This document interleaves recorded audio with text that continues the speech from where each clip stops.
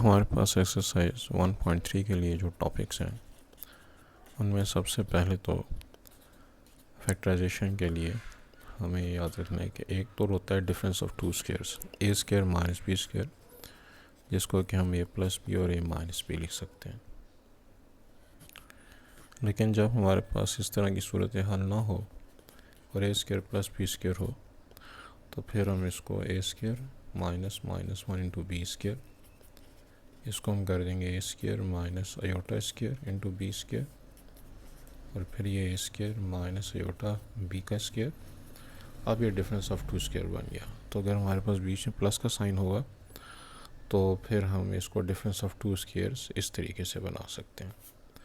अब हम इसको एक दफ़ा प्लस करके ए प्लस आयोटा बी और ए माइनस आयोटा बी लिख सकते हैं। तो क्वेश्चन 1 के जो हमारे पास शुरू के पार्ट्स हैं उनमें से अक्सर इस तरीके से किए जा सकते हैं। अलबत्ता क्वेश्चन नंबर 1 का जो 5th पार्ट है उसमें हमें दूसरा मेथड इस्तेमाल करना है, जिसमें हमें गेस करना होगा कि हम एक जो फैक्टर है वो फाइंड कर लें और उसकी मदद से बाकी फैक्टर्स को भी फाइंड कर सकें।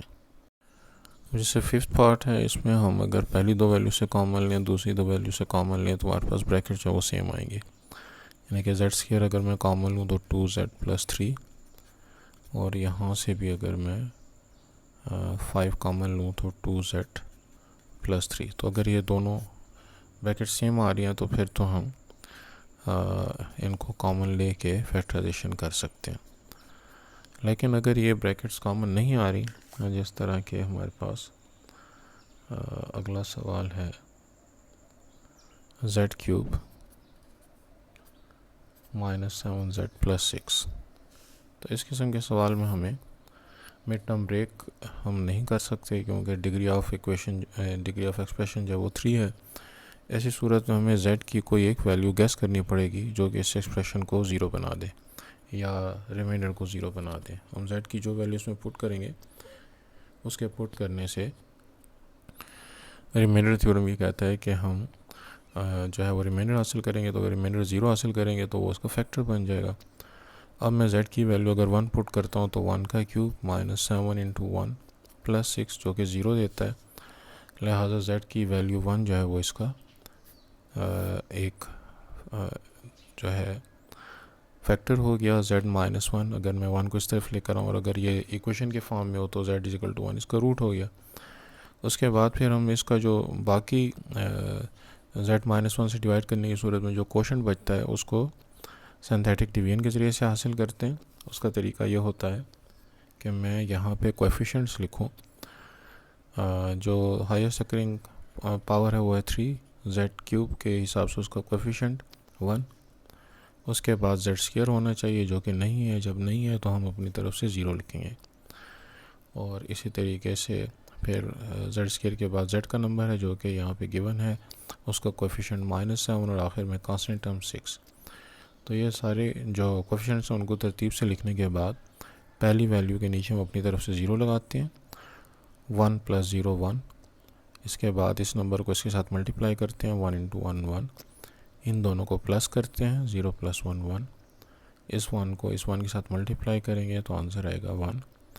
-7 और +1 को आपस में प्रोसेस करने से -6, -6 इंटू 1 इज़ -6, 6 एंड -6 इज़ 0। ये जो लास्ट वैल्यू होती है ये हमारा रिमाइंडर होती है, और ये जो बाकी बच जाने वाली एक्सप्रेशन है ये हमको क्वोशंट देता है। तो और इसकी डिग्री जिसको हम डिवाइड कर रहे हैं उससे कम होगी। तो अगर यहाँ पे z क्यूब है तो इस 1 के साथ में z स्क्वायर लगाऊंगा, उससे अगले कोएफिशिएंट के साथ में z की पावर 1 कम करता जाऊंगा 1 लगाऊंगा, उससे अगले 6 के साथ में z की पावर 0, या जिसको कि हम z स्क्वायर प्लस z और -6 लिख सकते हैं क्योंकि z पावर 0 जो होता है वो 1 के बराबर होता है। तो इस प्रोसेस को हम सिंथेटिक डिवीजन कहते हैं, जिसके ज़रिए से हम एक जो फैक्टर है वो गेस करते हैं और बाकी फैक्टर्स फाइंड करने की खातिर उसको डिवाइड करके जो डिप्रेस्ड इक्वेशन हमारे पास आती है उसको हम फैक्टराइज कर सकते हैं। z square plus z minus 6 को मिड टर्म ब्रेक के ज़रिए से फैक्टराइज किया जा सकता है। क्वेश्चन 2 में कंप्लीटिंग स्क्वायर मेथड जो है वो डिस्कस किया गया है। ये मेथड हम लोगों ने मैट्रिक लेवल पे इसके सवालात किए हुए हैं। यहाँ पे सिर्फ उसको अगर रिवाइज़ किया जाए तो Z square minus 6z plus 2 जो कि हमारे पास पहला क्वेश्चन है। तो जेड स्क्वायर माइनस 6z 2 को आप दूसरी तरफ लेकर चले जाएँ -2। अब मेथड ये है कि आप z को जेड स्क्वायर जो है वो z का स्क्वायर है और हमें फार्मूला जो है ए माइनस बी होल स्क्वायर या ए प्लस बी होल स्क्वायर को पूरा करने की खातिर यहाँ पे बी को गैस करना होता है, जिसका स्क्वायर हम दोनों साइड पे ऐड करेंगे। तो उसका तरीका ये है कि मैं यहाँ पे अपनी तरफ से 2 लगा दूँगा और 2 ब्रैकेट्स लगा दूँगा। पहली ब्रैकेट में यहाँ पे लिखी वैल्यू z लगाऊँगा, दूसरी ब्रैकेट में ऐसी वैल्यू लगाऊँगा कि ये और ये दोनों आपस में बराबर आ जाएँ। तो अगर मैं यहाँ पे 3 लगाता हूँ तो 2 टाइम 3 6z आएगा। लिहाजा मेरे पास जो b की वैल्यू है वो 3 हो गई। अब जो मेरे पास b की वैल्यू है वो मैंने इक्वेशन के दोनों तरफ ऐड करना है। दोनों तरफ ऐड करने से हमारा जो कंप्लीटिंग स्क्वायर मेथड है वो कंप्लीट हो जाएगा। और अब हम इसको z माइनस 3 होल स्क्वायर, अगर यहाँ पे 2 के साथ नेगेटिव साइन है और अगर 2 के साथ प्लस साइन है तो फिर हम z प्लस 3 लिखते हैं। और राइट साइड में हमारे पास जो वैल्यू आती है 3 का स्क्वायर 9 और 9 माइनस 2 7। तो स्क्वायर रूट लेने की सूरत में हमारे पास इसको हम फर्दर प्रोसेस कर सकते हैं, जिस तरह की वो एक्सरसाइज की वीडियो मैंने किया हुआ है। तो कंप्लीटिंग स्क्वायर मेथड को समझने की जो स्टेप्स हैं वो ये हैं कि हम इसमें ए माइनस बी होल स्क्वायर या ए प्लस बी होल स्क्वायर का फार्मूला बनाने की कोशिश करते हैं। पहली टर्म जो है वो z का स्क्वायर हम बनाते हैं। अगर उसके साथ कोई और क्वेश्चन है तो उससे डिवाइड कर देंगे आमतौर पे, ताकि z स्क्वायर जो है वो अलग हो जाए। उसके बाद जो मिडिल टर्म है उसको हम 2ab का फॉर्मेट देते हैं। 2 अपनी तरफ से लिखते हैं, फिर 2 ब्रैकेट्स लगाते हैं। पहली ब्रैकेट में z की वैल्यू और दूसरी ब्रैकेट में ऐसी वैल्यू कि जो इस टर्म को ऊपर ये टर्म के बराबर बना दें। तो यहाँ पे 3 लगाएंगे तो फिर ये 2 3 6 z बनेगा। इससे हमें b का पता चल जाता है, उसका स्क्वायर हम इक्वेशन के दोनों तरफ ऐड करते हैं, जो कि इस प्रोसेस का की स्टेप है। तो जब इस स्टेप को हम कर लें तो फिर बाकी जो प्रोसेस है वो आसान है। तो क्वेश्चन 2 के सवालात इस तरीके से करने हैं।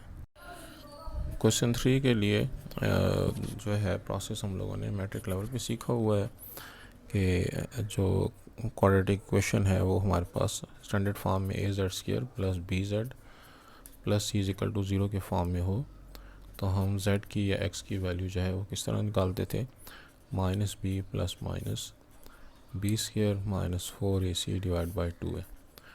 तो ये उसी क्वाड्रेटिक फार्मूला को जिसको हमने मैट्रिक लेवल पे किया है उसकी प्रैक्टिस है।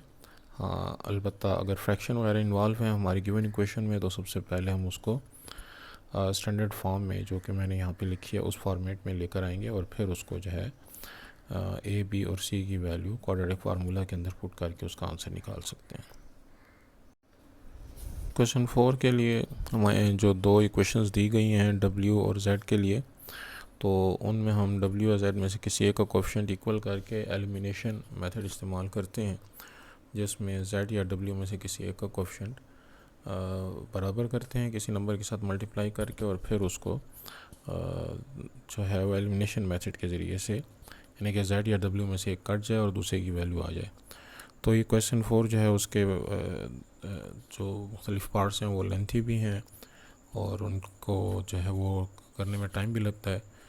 तो बहरहाल प्रैक्टिस करने से वो किसी हद तक आसान हो जाएंगे। बेहतर यही है कि शुरू के सवाल आते हैं इनकी ज़्यादा प्रैक्टिस की जाए और अगर हमें दूसरे क्वेश्चन को करने का मौका ना मिले एग्ज़ाम में और ये क्वेश्चन ज़रूरी करना पड़े तो फिर इसको अटैम्प्ट किया जाए।